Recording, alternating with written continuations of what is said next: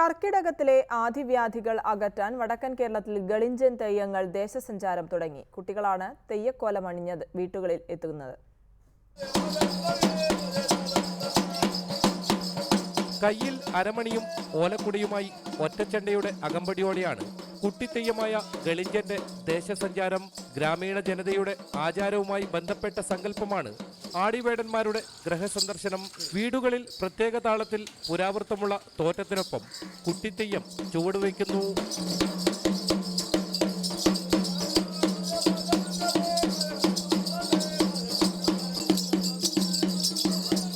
മലയൻ, വണ്ണാൻ, നൽക്കതായ സമുദായങ്ങളിൽപ്പെട്ടവരാണ് ആടിവേടന്മാരുമായി നാടു ചുറ്റുന്നത്. വേടൻ, മറുത എന്നീ കുട്ടിത്തെയ്യങ്ങളും കർക്കിടക മാസത്തിൽ ഗൃഹസന്ദർശനത്തിനെത്തും. തെയ്യാട്ടം കഴിഞ്ഞാൽ കാണിക്കയായി വീട്ടുകാർ അരിയും നെല്ലും പണവും നൽകും. ഇതാണ് പഞ്ഞമാസത്തിൽ തെയ്യാട്ടക്കാരുടെ പ്രധാന വരുമാനം. ഐശ്വര്യവും സമ്പൽ സമൃദ്ധിയും നൽകുന്ന ആടിവേടന്മാർ കർക്കിടകം 31 വരെ അത്യുത്തര കേരളത്തിലെ വീടുകളിൽ സന്ദർശനം നടത്തും.